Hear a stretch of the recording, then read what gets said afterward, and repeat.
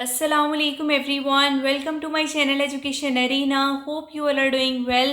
Today the topic which I am going to discuss in front of you people is a novel named as Twilight in Delhi by Ahmed Ali.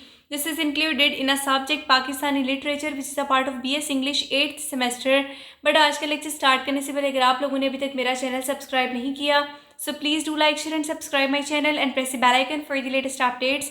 So let start it. सबसे पहले अहमद अली की biography को discuss कर लेते हैं। सो इनकी पैदाइश 1910 को दिल्ली ब्रिटिश इंडिया बरतानवी हिंद में हुई। इन्होंने अपनी तालीम अलीगढ़ मुस्लिम यूनिवर्सिटी और यूनिवर्सिटी ऑफ लखनऊ से हासिल की, जहां पर इन्होंने तालीम में नुमाया कामयाबी हासिल की। अहमद अली 1932 में अंगारे बर्निंग कोल्स की पब्लिकेशन के बाद मशहूर हुए, जो उर्दू शॉर्ट स्टोरीज़ उर्दू अफसानों का एक कंट्रोवर्शियल कलेक्शन था, ठीक है, जिसमें समाजी और मजहबी जो मुनाफकत है उसको क्रिटिसाइज़ किया गया था, उस पर तनकीद की गई थी। वो all India progressive writers association के फाउंडर्स में से एक थे, जिसका मकसद जदीद और तरक्की पसंद अदब को फ़रोग देना था। इन्होंने लखनऊ, इलाहाबाद और आगरा की यूनिवर्सिटीज़ में बतौर उस्ताद खिदमात अंजाम दी। तकसीम हिंद के बाद वो डिप्लोमेटिक सर्विसेज सफारती खिदमात से वाबस्ता हो गए और पाकिस्तान की नुमाइंदगी करते हुए चाइना और मोरक्को जैसे ममालिक में एम्बेसडर रहे, सफ़ीर रहे। वो पोइट, ट्रांसलेटर, क्रिटिक और स्कॉलर भी थे। इनके फेमस वर्क्स में Twilight in Delhi, ocean of night, the golden tradition शामिल हैं। इन्होंने उर्दू अदब, सूफिज़म और जो मिर्ज़ा गालिब की शायरी है उससे गहरी दिलचस्पी थी। इनकी डेथ 1994 को कराची में हुई। नेक्स्ट हम डिस्कस करेंगे जो हमारा नावल है, इसके टाइटल की सिग्निफिकेंस क्या, अहमियत क्या है। जो टाइटल है ट्वाइलाइट इन दिल्ली, ये बहुत ज़्यादा अलामती है, क्योंकि जो ब्रिटिश कॉलोनियल रूल है उसके दौर में दिल्ली की कदीम मुग़ल मुस्लिम तहज़ीब के ज़वाल की नुमाइंदगी करता है।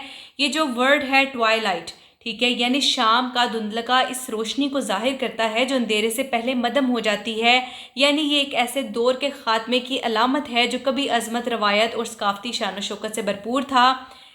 दिल्ली जो कभी बादशाहों, शायरों और मुअज़्ज़ज़ ख़ानदानों का मरकज़ था, 1857 के बाद और जो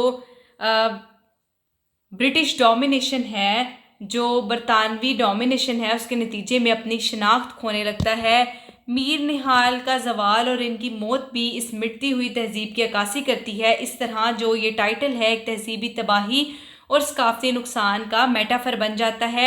इसकी इन डिटेल समरी की तरफ चलते हैं। सबसे पहले जो ओपनिंग है वो है the decline of Delhi, Delhi का ज़वाल, ठीक है। The novel opens with a beautiful yet melancholic description of old Delhi at night. जो नावल है उसका आगाज़ पुरानी दिल्ली की रात के एक खूबसूरत मगर उदास मंजर से होता है। अहमद अली दिल्ली को एक ऐसी अजीम उल शान शहर के तौर पर पेश करते हैं जो कभी मुग़ल बादशाहों, शायरों और जो शुरफा का मरकज़ था, मगर अब बरतानवी कब्ज़े में आ चुका है, ठीक है। The city symbolise a dying civilisation, ये शहर एक मरती हुई तहज़ीब की अलामत बन जाता है। गलियां, मस्जिदें, बाज़ार, फ़कीर, फूल बेचने वाले और पुराने मकानात हुस्न और ज़वाल दोनों की तस्वीर पेश करते हैं। यही मंजर पूरे नावल के उदास माहौल की बुनियाद बनता है। नेक्स्ट है introduction of Mir Nihal's household, यानी उसके मीर निहाल के घराने का तारुफ, ठीक है। The story moves to the house of Mir Nihal, the central character, कहानी का रुख मीर निहाल के घर की तरफ होता है जो नावल का मरकजी किरदार है। He is a proud Muslim noble man who strongly believes in old tradition and hates British rule। वो एक बावकार मुस्लिम रईस हैं जो पुरानी रवायत पर सख्ती से यकीन रखते हैं और अंग्रेज़ हुकूमत से नफरत करते हैं। इनके ख़ानदान में कौन कौन शामिल है? बेगम निहाल जो कि इनकी बीवी है, ठीक है, असगर उनका नौजवान बेटा, महरू इनकी बेटी, शम्स ख़ानदान का एक और फ़र्द, उसके बाद सर्वेंट्स एंड रिलेटिव्स, मुलाजिम और रिश्तेदार।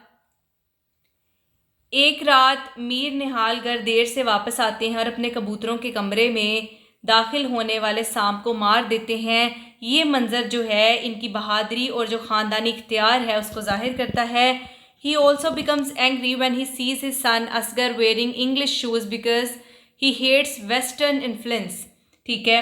वो इस वक्त भी नाराज़ हो जाते हैं जब अपने बेटे असगर को अंग्रेज़ी जूते पहने देखते हैं, क्योंकि वो मगरबी जो असरात हैं उससे नफ़रत करते हैं। नेक्स्ट है Asghar falls in love with Bilqis, Asghar का बिल्कीस से जो इश्क है। Asghar is young, romantic and very different from his father. Asghar नौजवान है, जज्बाती और अपने वालिद से बिल्कुल मुख्तलिफ है। He becomes deeply attracted to Bilqis the sister of his friend Bundu. वो अपने दोस्त बंडू की बहन बिल्कीस की तरफ शदीद तौर पर माइल हो जाता है, ठीक है। He finds ways to visit Bundu's house just to catch glimpses of her. वो हर वक्त इसके हुस्न के ख्वाब देखता रहता है और इसके बारे में सोचता है, और वो बंडू के घर जाने के बहाने ढूंढता है ताकि बिल्कीस की एक झलक देख सके। This secret love becomes one of major plot lines in the novel. ये खुफिया मोहब्बत नावल की अहम कहानियों में से एक बन जाती है। Next is secret meetings and love struggles. खुफिया मुलाकातें और मोहब्बत की मुश्किलात। Asghar tries hard to communicate with Bilqis in a society where boys and girls can not openly meet. Asghar एक ऐसे माशरे में बिल्कीस से रब्ता कायम करने की कोशिश करता है जहाँ लड़कों और लड़कियों की खुली जो मुलाकात है वो मुमकिन नहीं है। वो मुलाजमों के ज़रिए पैगाम भेजता है और इससे मिलने के मौका पैदा करने की कोशिश करता है। आखिरकार बिल्कीस भी इसके जज्बात का मस्बत जवाब देने लगती है और उनकी मोहब्बत सख्त समाजी पाबंदियों के बावजूद खामोशी से परवान चढ़ती है। नेक्स्ट इज़ मैरिज अरेंजमेंट्स, शादी की तैयारियां। असगर के ख़ानदान में इसकी शादी के बारे में गुफ्तगू जो है वो शुरू हो जाती है। इसी दौरान मीर निहाल की बेटी महरू के लिए भी रिश्ते आने लगते हैं।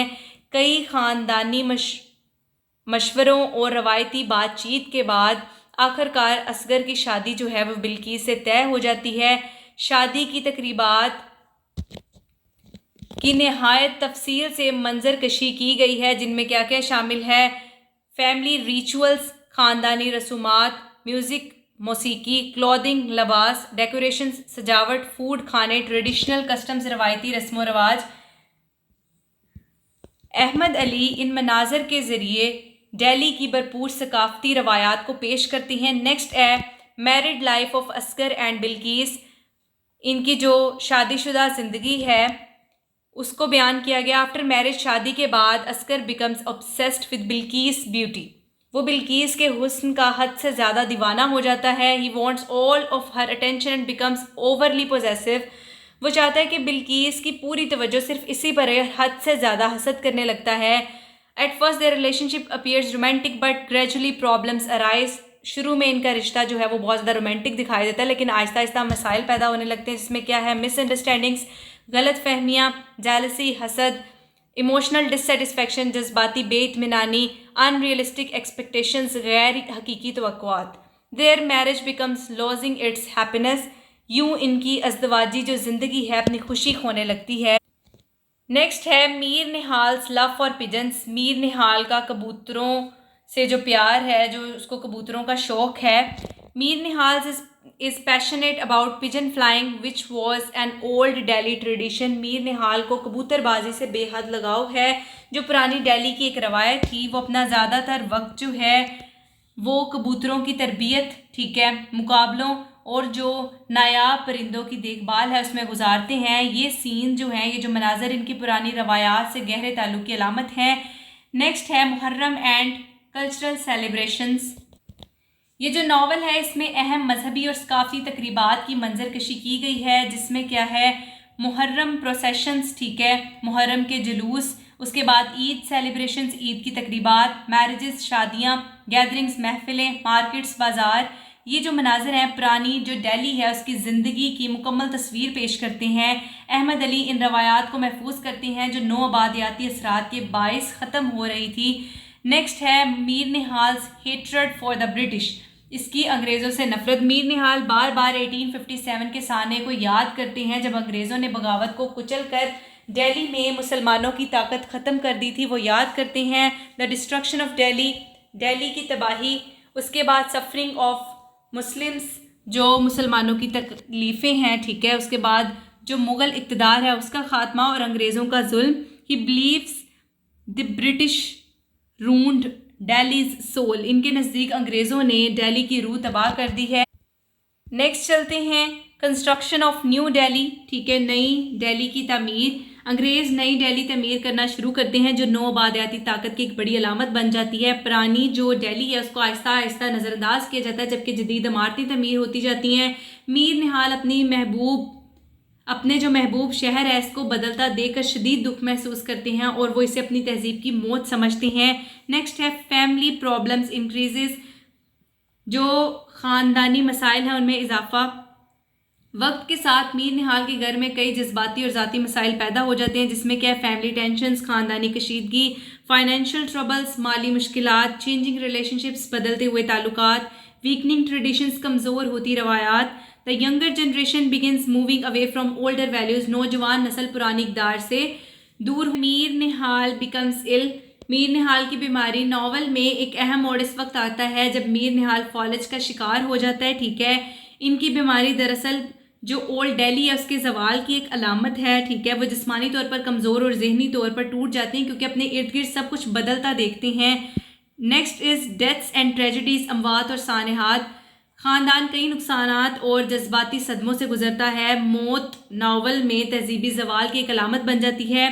पुराना जो जहान है आहिस्ता आहिस्ता ख़त्म होता जाता है। नेक्स्ट है अस्कर्स डिसअपॉइंटमेंट, अस्कर की मायूसी। अब जो इसकी मैरिड लाइफ है, ठीक है, वो मिसाली साबित नहीं होती। ठीक है, इनके जो रोमांटिक ड्रीम्स हैं वो टूट जाते हैं और वो बेइत्मीनानी का शिकार हो जाता है। इसकी ज़ाती नाकामी दरअसल पुरानी इक़दार के वसी तर ज़वाल की अलामत है। नेक्स्ट हम देखेंगे मीर निहाल्स डेथ, मीर निहाल की मौत। नावल के इख्तिताम पर मीर निहाल एक शादी के जुलूस की आवाज़ें सुनते हुए वफ़ात पा जाते हैं। ये मंजर अलामती है क्योंकि न्यू लाइफ कॉन्टीन्यूज़, नई ज़िंदगी जारी रहती है, सेलिब्रेशंस कॉन्टीन्यूज़, खुशियाँ कायम रहती हैं। But his old world has ended, मगर उनकी पुरानी दुनिया ख़त्म हो चुकी होती है। इनकी मौत जो है रवायती मुग़ल दिल्ली के मुकम्मल ख़ात्मे की नुमाइंदगी करती है। एंडिंग का मीनिंग देख लेते हैं। नावल के इख्तिताम तक मुकम्मल ज़वाल आ चुका होता है। ठीक है, मीर निहाल, इनकी ख़ानदानी इख्तियार, इनकी पुरानी रवायात, मुग़ल तहजीब, जो पुरानी दिल्ली है, ये कहानी दिखाती है कि नौ आबादियाती हुकूमत ने सिर्फ सियासी निज़ाम ही नहीं बल्कि जो सकाफ़ती शनाख्त है, जो रवायात हैं और जो तर्ज़ ज़िंदगी है उसको भी तबाह कर दिया है। अगर हम सिंपल वर्ड्स में देखें तो ये नावल मीर निहाल के ख़ानदान, ख़ास तौर पर अस्कर की मोहब्बत की कहानी बयान करता है, लेकिन साथ ही बरतानवी दौर में कदीम मुस्लिम दिल्ली के जवाल की अलामत भी बनता है। ये एक ख़ानदानी कहानी भी है और एक मरती हुई तहजीब की दास्तान भी। अब इस नावल के मेजर थीम्स की तरफ चलते हैं। इसमें सबसे फर्स्ट है मुस्लिम सिविलाइजेशन का डिक्लाइन, यानी कि मुस्लिम तहजीब का जवाल। जो नावल है बुनियादी तौर पर ब्रिटिश कॉलोनाइजेशन के बाद मुग़ल तहजीब के जवाल पर मबनी है। नेक्स्ट है ट्रेडिशन वर्सेस मॉडर्निटी, यानी रवायत और जो जिद्दत है उसका जो तसादम है। ठीक है, मीर निहाल पुरानी रवायात की नुमाइंदगी करते हैं जबकि नई नस्ल तब्दीली की तरफ बढ़ती है। कॉलोनियल ऑपरेशन, ठीक है, नौ आबादियाती जबर। अहमद अली हिंदुस्तानी सकाफत को तबाह करने पर बरतानवी साम्राज्य पर तनकीद करते हैं। फोर्थ इसका थीम है लव एंड मैरिज, यानी मोहब्बत और शादी। अस्कर की मोहब्बत की कहानी समाजी पाबंदियों के अंदर जज्बाती कश्मकश को जाहिर करती है।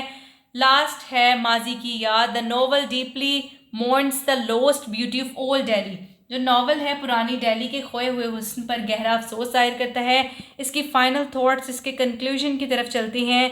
सो ट्वाइलाइट इन दिल्ली जो है सिर्फ एक ख़ानदान की कहानी नहीं बल्कि एक पूरी तहजीब के जवाल की दास्तान है। अहमद अली मीर निहाल की ज़िंदगी के ज़रिए दिल्ली की सकाफ़ती विरासत की तबाही पर अफसोस करती हैं और नौ आबादियाती जुल्म, बदलती रवायात और वक्त के गुजरने की एक ताकतवर तस्वीर पेश करते हैं। ये नावल जो है इंडो मुस्लिम अदब का एक अहम शाहकार समझा जाता है क्योंकि ज़ाती दुख और तारीख़ी साने दोनों को नहायत खूबसूरती से पेश करता है। तो ये आज का हमारा लेक्चर था। Hope you guys understand my lecture, so please do like, share and subscribe my channel and press the bell icon for the latest updates. Inshallah in future I'll try to make more lectures for you people. Thank you very much.